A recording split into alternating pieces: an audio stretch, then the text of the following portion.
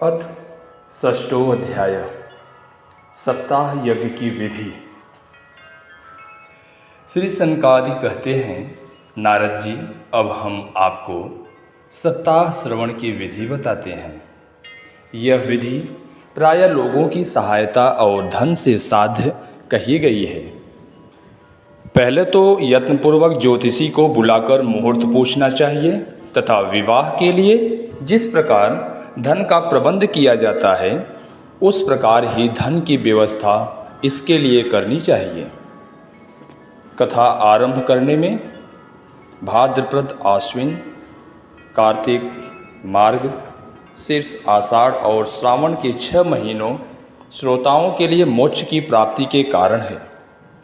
देवर्षे इन महीनों में भी भाद्रा, व्यतिपात आदि कुयोगों को सर्वथा त्याग देना चाहिए तथा दूसरे लोग जो उत्साही हों उन्हें अपना सहायक बना लेना चाहिए। फिर प्रयत्न करके देश देशांतरों में यह संवाद भेजना चाहिए कि यहाँ कथा होगी। सब लोगों को सपरिवार पधारना चाहिए। जो स्त्री और शूद्रादि भगवत कथा एवं संकीर्तन से दूर पड़ गए हैं उनको भी सूचना हो जाए, ऐसा प्रबंध करना चाहिए। देश देश में जो विरक्त वैष्णव और हरि कीर्तन के प्रेमी हों उनके पास निमंत्रण पत्र अवश्य भेजें। उसे लिखने की विधि इस प्रकार बताई गई है। महानुभावों, यहाँ 7 दिन तक सत्पुरुषों का बड़ा दुर्लभ समागम रहेगा और अपूर्व रसमयी श्रीमद्भागवत की कथा होगी। आप लोग भगवत रस के रसिक हैं, अतः श्री भगवत अमृत का पान करने के लिए प्रेम पूर्वक शीघ्र ही पधारने की कृपा। यदि आपको विशेष अवकाश न हो तो भी 1 दिन के लिए तो अवश्य ही कृपा करनी चाहिए, क्योंकि यहाँ का तो एक क्षण भी अत्यंत दुर्लभ है। इस प्रकार विनय पूर्वक उन्हें निमंत्रित करें और जो लोग आए उनके लिए यथोचित निवास स्थान का प्रबंध करें। कथा का श्रवण किसी तीर्थ में, वन में अथवा अपने घर पर भी अच्छा माना गया है। जहाँ लंबा चौड़ा मैदान हो वहीं कथा स्थल रखना चाहिए। भूमि का शोधन, मार्जन और लेपन करके रंग बिरंगी धातुओं से चौक पूरे घर की सारी सामग्री उठाकर एक कोने में रख दें।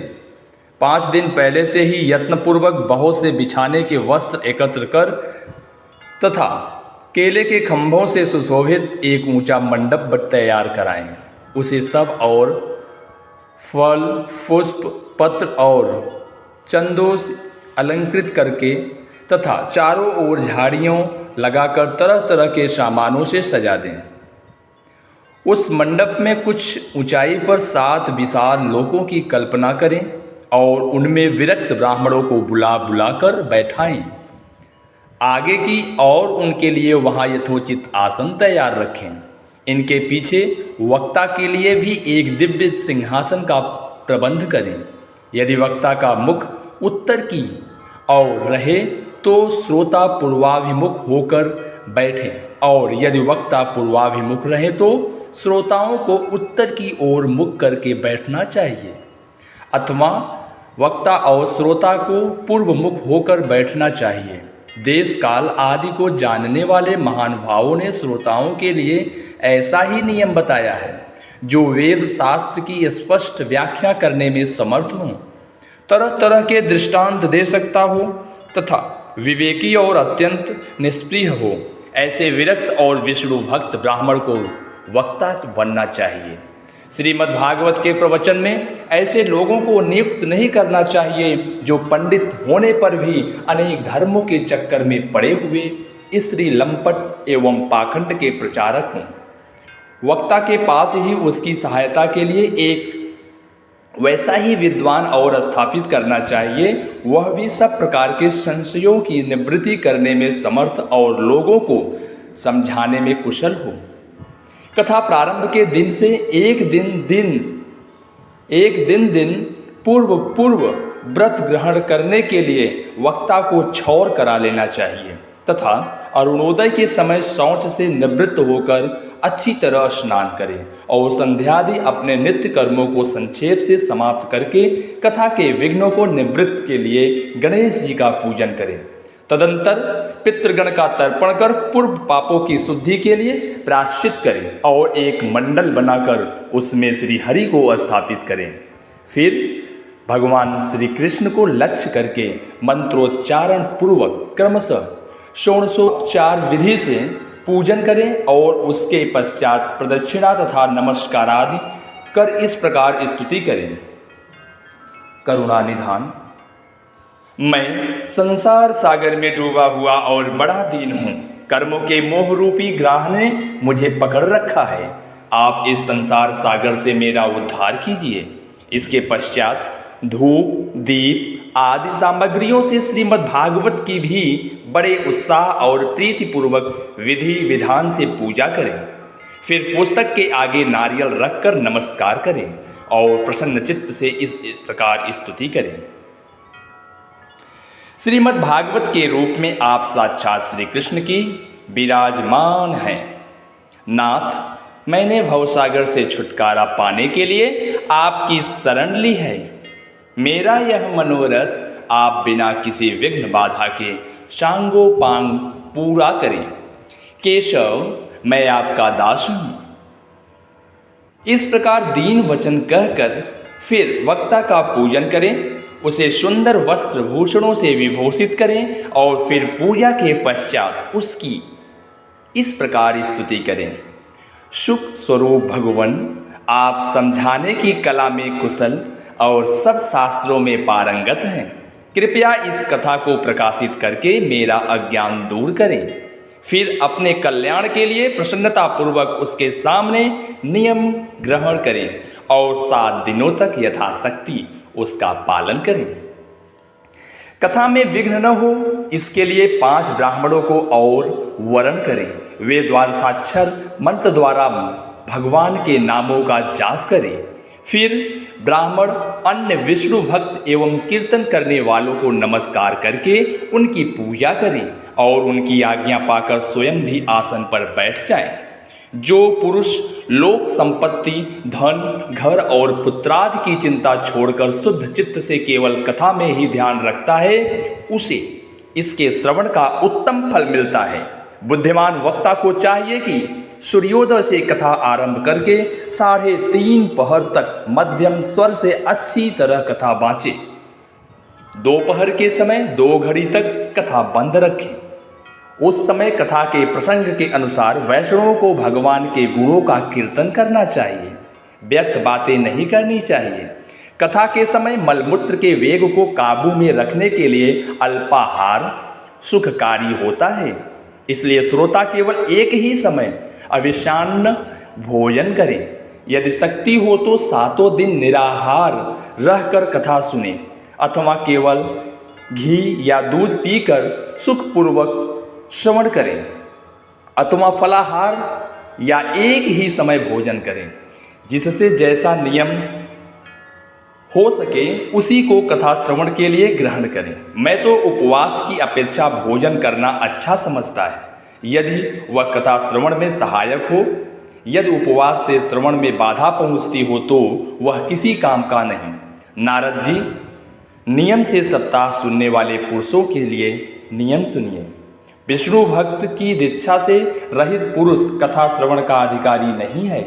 जो पुरुष नियम से कथा सुने उसे ब्रह्मचर्य से रहना, भूमि पर सोना, नित्य प्रति कथा समाप्त होने पर पत्तल में भोजन करना, दाल, मधु, तेल, गरिष्ठ अन्न, भाव दूषित पदार्थ और बासी अन्न, इनका उसे सर्वदा ही त्याग करना चाहिए। काम, क्रोध, मद, मान, मत्सर, लोभ, दंभ, मोह और द्वेष को तो अपने पास भी नहीं फटकने देना चाहिए। वह वेद, वैष्णव, ब्राह्मण, गुरु को सेवक तथा स्त्री, राजा और महापुरुषों की निंदा से भी बचे।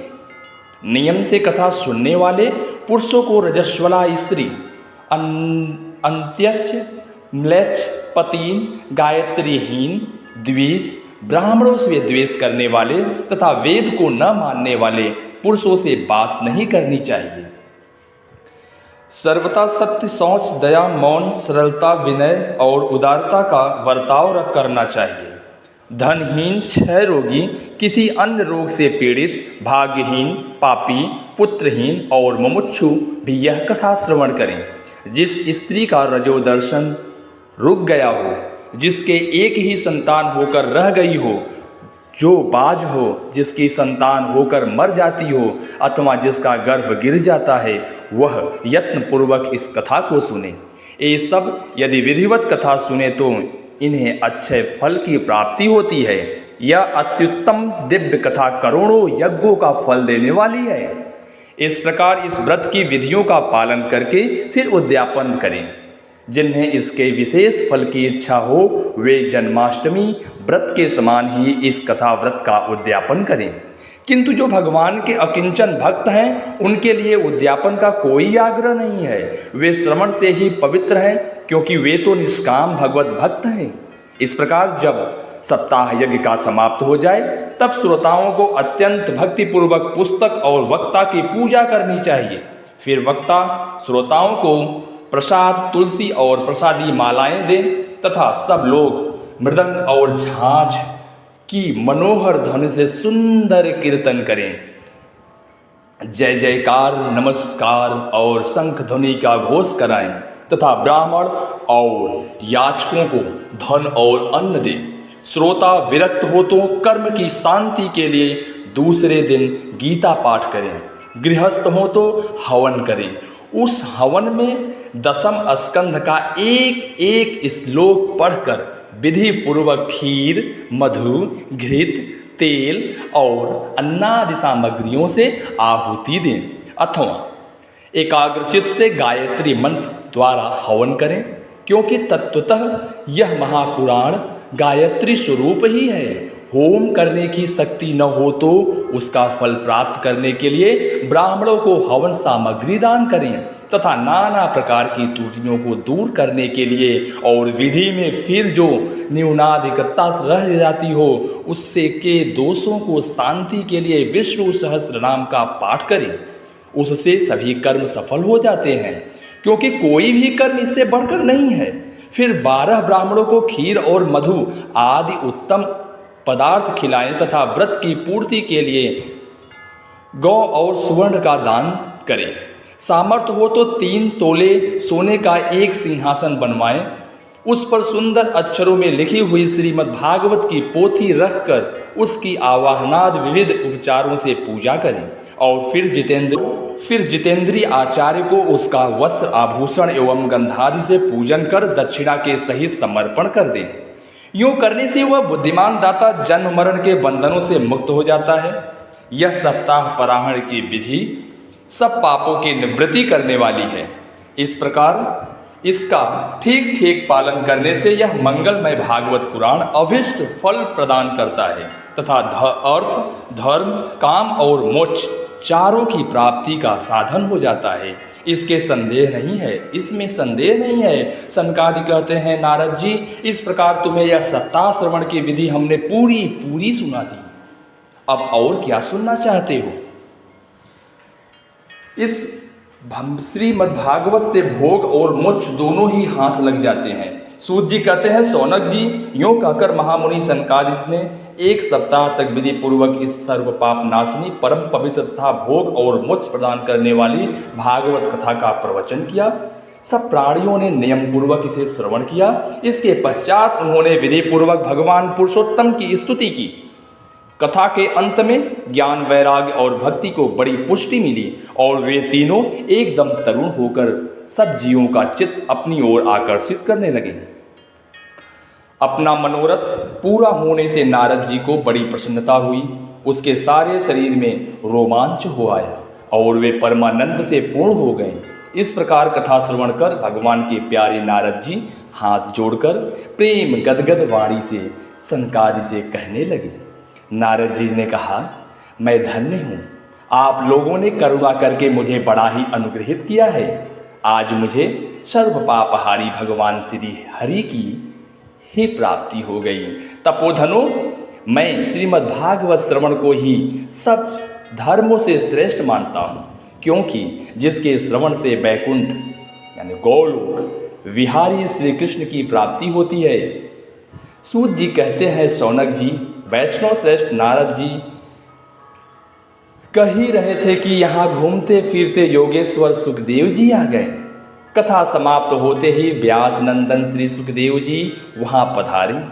16 वर्ष की सी आयु आत्मलाभ से पूर्ण ज्ञान रूपी महासागर का संवर्धन करने के लिए चंद्रमा के समान वे प्रेम से धीरे धीरे श्रीमद्भागवत का पाठ कर रहे थे। परम तेजस्वी सुखदेव जी को देखकर सारे सभासद झटपट खड़े हो गए और उन्हें एक ऊंचे आसन पर बैठाया। फिर देवर्षि नारद ने उनका प्रेम पूर्वक पूजन किया। उन्होंने सुखपूर्वक बैठकर कहा, आप लोग मेरी निर्मल वाणी सुनिए। सुखदेव जी बोले, रसिक एवं भावुक जन, यह श्रीमद्भागवत वेद रूप कल्प वृक्ष का परिपक्व फल है। श्री सुखदेव जी सूख के मुख का संयोग होने से अमृत रस से परिपूर्ण है। यह रस ही रस है, इसमें न छिलका है न गुठली।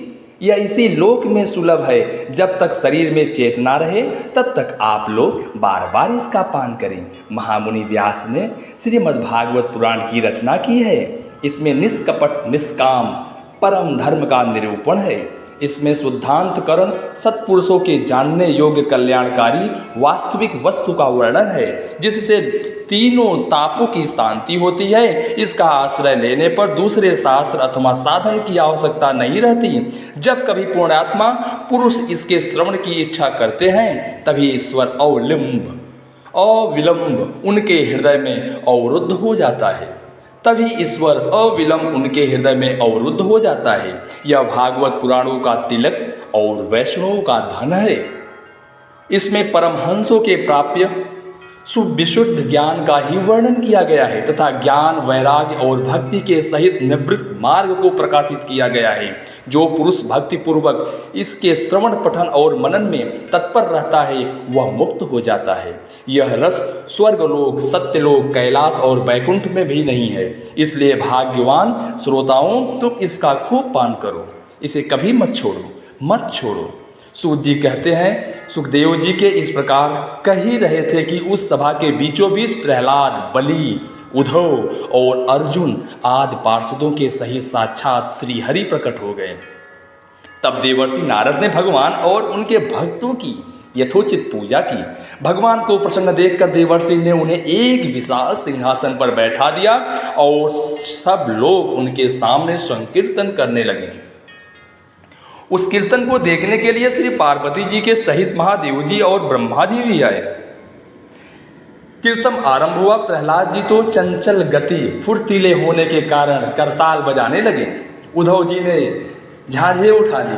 देवर्षि नारद वीणा की धुन करने लगे। स्वर विज्ञान में कुशल होने के कारण अर्जुन लाराग लापने लगे। इंद्र ने मृदंग बजाना आरंभ कर दिया। सनकादि बीज बीज में जय घोष करने लगे और इन सब के आगे सुखदेव जी की तरह तरह की सरस अंग भंगी करके भाव बताने लगे।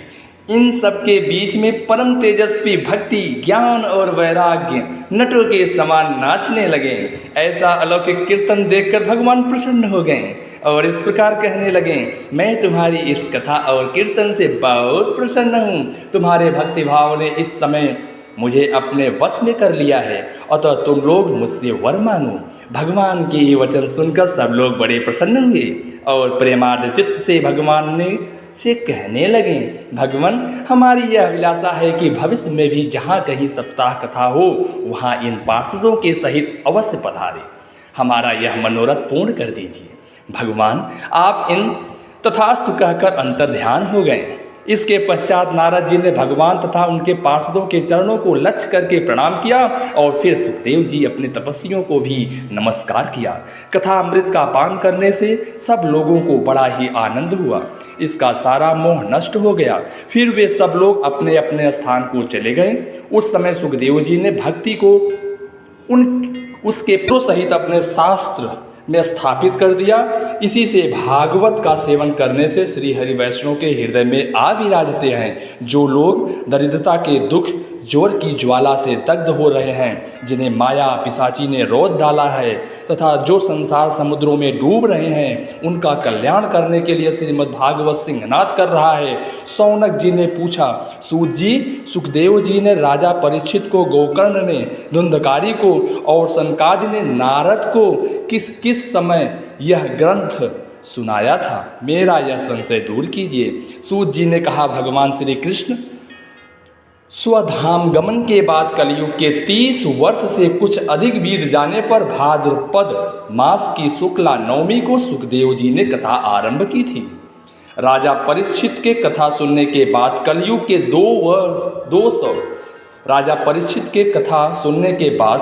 के 200 वर्ष बीत जाने पर आषाढ़ मास की शुक्ल नवमी को गोकर्ण जी ने यह कथा सुनाई थी। इसके पीछे कलयुग के 30 वर्ष और निकल जाने पर कार्तिक शुक्ला नवमी से सनकादि ने कथा आरंभ की थी। निष्पाप शौनक जी, आपने जो कुछ पूछा था उसका उत्तर मैंने आपको दे दिया। इस कलयुग में भागवत की कथा भवरोग की रामबाण औषध है। संतजन, आप लोग आदरपूर्वक इस कथामृत का पान कीजिए। यह श्री कृष्ण को अत्यंत प्रिय है। संपूर्ण पापों का नाश करने वाला, मुक्ति का एकमात्र कारण और भक्ति को बढ़ाने वाला, लोक में अन्य कल्याणकारी साधनों का विचार करने और तीर्थों का सेवन करने से क्या होगा?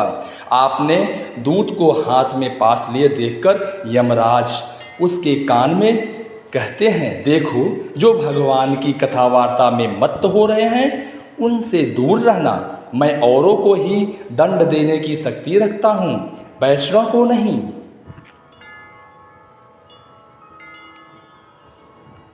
इस असार संसार में विषय रूप विष की आसक्ति के कारण व्याकुल बुद्धि वाले पुरुषी अपने कल्याण के उद्देश्य से आधे क्षण के लिए भी इस सुख कथा रूप अनुपम सुधा का पान करो। प्यारे भाइयों, निंदित कथाओं से युक्त कुपथ में व्यर्थ ही क्यों भटक रहे हो?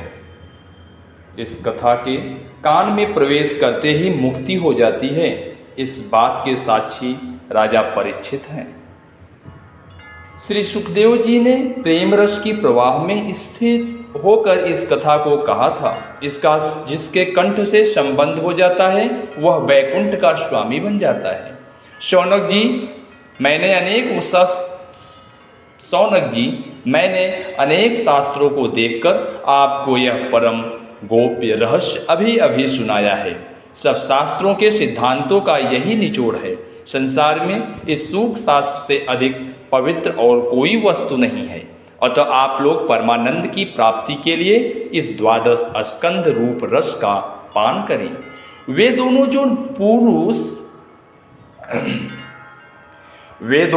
जो पुरुष नियम पूर्वक इस कथा का भक्ति भाव से श्रवण करता है और जो शुद्धांतकरण भगवत भक्तों के सामने इसे सुनाता है, विधि का पूरा पालन करने के कारण इसका यथार्थ फल पाते हैं।